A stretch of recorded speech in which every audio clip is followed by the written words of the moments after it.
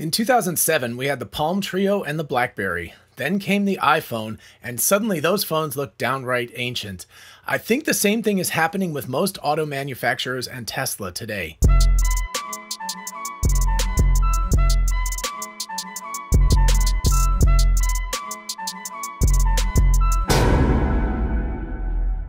Hey y'all, it's Dr. Know-It-All. So I wanted to do a quick reaction to driving my Mazda CX-5 again after driving the Tesla for like 3 or 4 weeks now. It was quite the revelation to see that the Mazda looked like it was festooned with buttons. There are just so many buttons there that it really reminded me of back in the day of the Blackberry. I owned a Palm Treo, so that's what it reminded me of most. And then of course came the lovely iPhone. And you suddenly had this blank screen which could become anything, as opposed to a tiny little screen with buttons everywhere. So anyway, what I want to do is look at the interface of the Tesla and look at the interface of the Mazda, and then come back and talk about my conclusions. All right, so this is the Mazda CX-5. So you can see there is a screen here, relatively small. I don't have my phone connected to it right now since I'm filming, but it does have Apple CarPlay, which is nice. But you can see that there is an interface here, and it actually is touchscreen, but the touchscreen doesn't work at all when you're driving, so that's fairly useless. This is the primary interface with it, which is a rolling knob.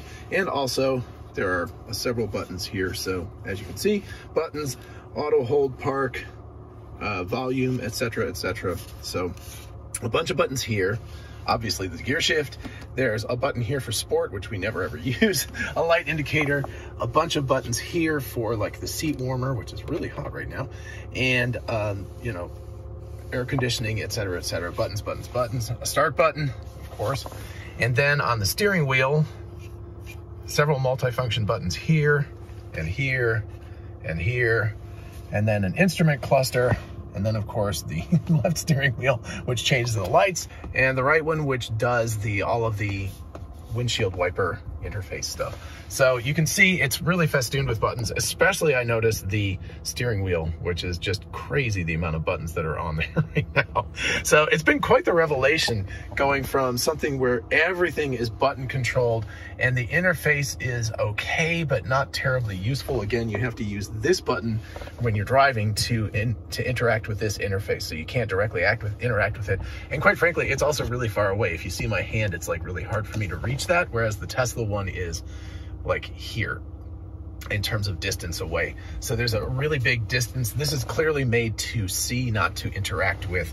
And what you're supposed to do is interact with all of these. And of course, obviously none of these can change, right? This is a voice thing, so you can make a phone call or something. This is a track forward or backwards, this is volume up and down, answer the phone, etc. And here you have all of the cruise control settings, basically, which are all on separate things, right? And then of course all of these stocks have multiple functions and so forth.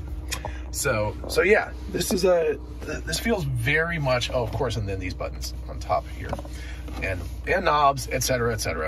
like that. Ooh, wow, that's really hot right now. Turn that down to 20. Anyway, so yeah, so there's just buttons. There's buttons everywhere on this. So again, once I used the Tesla, this feels very much like the Palm Treo pre-2007 before the iPhone came out. And the Tesla is very much like the 2007 iPhone. That's the kind of level of revelation. Of course, much nicer than the 2007 iPhone is now, of course. But, you know, I'm talking about the interface design difference and the way that they're thinking about their interfaces instead. So I've noticed that in a lot of cars that I've driven since getting the Tesla, is that they just feel festooned with buttons.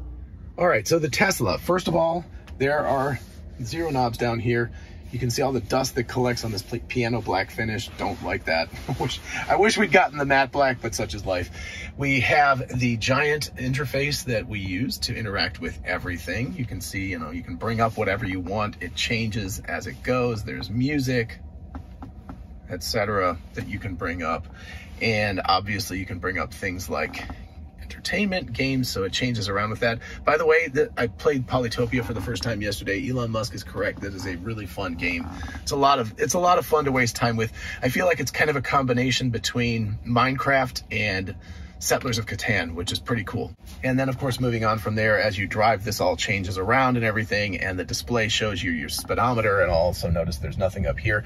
People said I would really miss having the displays in front of me, but honestly, given the fact that all of the important information is right there in the display, I actually prefer it this way. Now that I've used this for a while, I really don't like having the instrument display here anymore. I really prefer it here. It's much more visible. Otherwise, you're always staring through your steering wheel at it, which is just weird. So actually, if you think about your eye levels, right, your eyes have to be down to look at this, and your eyes can actually be up and glanced just to the side and a little bit down as you're driving, which keeps your eyes much more on the road. As far as the interface is concerned, of course, you've got two multifunction buttons that scroll and push back and forth. And I guess they do have little arrows there to tell you that you can push them back and forth as well as scroll. And then the sides, this is the windshield wiper and of course the turn signal. So you push it in once to get the windshield to just go once and just clean it like this, like that. And if you push it harder, it will actually use the mist and it will clean the windshield. And then of course the right-hand side, which has the stock for controlling cruise control and autopilot and also the driving elements. Also notice as you push this button in to do the windshield wiper, it brings up the controls for the windshield wiper. So what you've got here is much more like an iPhone or a current Android interface, which is that it allows you to have any kind of functionality contained within the interface. It can change as it needs to, and every time they do a software upgrade, of course, they can change this entire interface if they wanted to. Hopefully they won't change it that much. That would be really confusing. But I'm just saying that they have the ability to change anything they want to, whereas something with physical buttons, and especially with labeled buttons, notice that there's no labels on this. So you can change the functionality of these buttons at any point. And that is actually super advantageous because if you're dealing with music, it has one function. If you're dealing with your phone, it has another function. Maybe dealing with navigation or something, it has another function. So there's a whole bunch of functionality contained in just two scroll wheel / slide back and forth buttons. So as is quite obvious from these videos, there are a ton more buttons in the Mazda, and most of them are purpose-built. They have one function or possibly two functions, but for the most part, they just have one function each.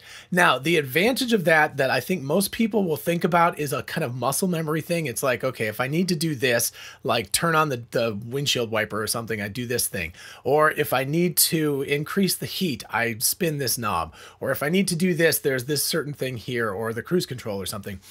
My argument, though, is that the two buttons that the Tesla does have, the scroll wheel with the two push buttons sideways, is actually just as functional for that because there's muscle memory, and of course it's right there on the steering wheel, so you're not reaching around somewhere else. So as far as muscle memory is concerned, I will give you that sometimes when you have to reach over to the interface, you have to look at it to figure out where something is. And so that can be a problem. But for the most part, you can do everything you need to do while you are driving with just the two scroll wheels and of course the stalks. So really everything you need is right there, and you don't even have to take your hands off the steering wheel, which you do to reach down in the Mazda to push a whole bunch of the buttons or to alter the temperature or something like that. So a lot of what's going on with the Tesla, you can do just from the steering wheel. When you do have to make an adjustment, it's usually something that's not quite as like time critical. Like maybe you're getting a little bit too hot. So when you come to a stop sign, stoplight, or whatever, you can look down and you can adjust the temperature. So yes, I will give you that. There's some things that once you get used to a car with buttons, there is a muscle memory for where that is. But the problem is that those buttons are always what they are. If Tesla decided to change their entire interface tomorrow, which I don't think would be necessarily a good idea because I think it's a pretty good interface right now, they could go ahead and do that. But they could also change the interface in any small way they wish to, which they are constantly doing. They're always tweaking things. They're changing the Spotify homepage look, or they're altering the icons of the cars, or changing the way it looks and everything. One of the other things that I'm sure you noticed as well as I did was that the touchscreen in the Mazda is very far away. It's obviously designed not to be touched very much, or certainly not while you're driving the car. The Tesla, on the other hand, has the touchscreen kind of front and center, so it's like right there, and it's very, very easy to touch or something.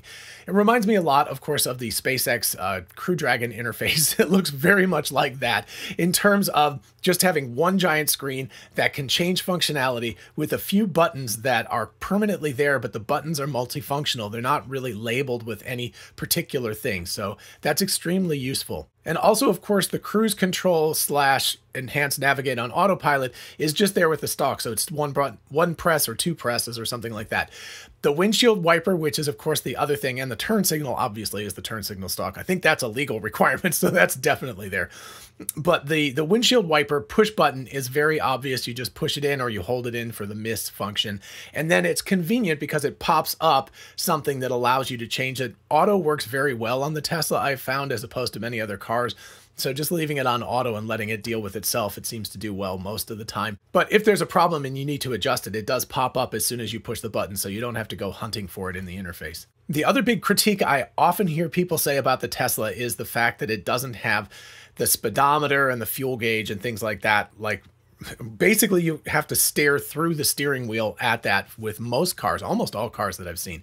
Now, some cars do have HUD displays where you can look up at the road. I think that's great, and I would love if the Tesla had that also. But as far as looking through the steering wheel versus glancing to the side, I actually think looking through the steering wheel is worse because you're actually having to lower your eyes quite a bit to look at that and to see it, whereas you just have to glance sideways with the Tesla. Of course, if you're using Navigate on autopilot, I mean just the cruise control version, the TACC, you don't really have to worry about what your speedometer ever says because, of course, the car will control itself and it will go up and down as it needs to. So really, it's very, very rare that you even need to look at the interface. But if you do, all of the information that you need is contained in the top left corner of the interface. And so it's very, very easy to see. It's very easy to react to. And I personally find it better than looking through the steering wheel at the display console. So personally, I find that much, much better. I know that some people probably don't. I know there are solutions where you can actually mount kind of Mickey Mouse ears behind the steering wheel. But honestly, I've gotten to the point where I would rather look to the right, glance to the right, instead of having to look down through the steering wheel. And you know, whenever, if you're turning or something, you can't see it, it's just a pain in the butt. In short, as you can tell, I am a huge fan of clean interfaces that can do anything. I think this is really brilliant. I know the complaint with the iPhone when it came out was they'll be like, you'll never be able to text or type because you don't know where the little buttons are where you're pressing. I see people texting plenty fast these days. It's not a problem. And if you think that you need all those buttons, I would say try driving a Tesla without them for a while and see what it's like. I have a feeling you're going to feel like it's going back to the Stone Age, going back to a car with all those buttons. It felt that way to me after driving a Tesla for a while. Okay, I hope you found this video fun and informative. If you did, definitely make sure you like and subscribe. And please ask me questions in the comments or give me feedback. If you've driven a Tesla for a while and you don't agree and you would rather have the old system, give me an argument for why, because I really actually prefer the new interface. So I'm very curious what you have to say about that. Also, I have taken people's feedback. If you notice, this was a much more off-the-cuff discussion. I'm trying to limit my use of the teleprompter, so if you don't like that, I'll still have to use it for some highly technical ones because there's just too much information to keep track of. But if it's more of a discussion like this, I'm going to try to keep it a little bit freer. So hopefully you appreciate that. Let me know about that in the comments as well. Probably some people will say that's great, and other people will say, wow, I really prefer it when you read the teleprompter. So I don't know. You can't win, right? So anyway, let me know what you think in the comments, or as always, ask me questions in my email address, which is DrKnowItAllKnows@gmail.com. Till next time, bye-bye.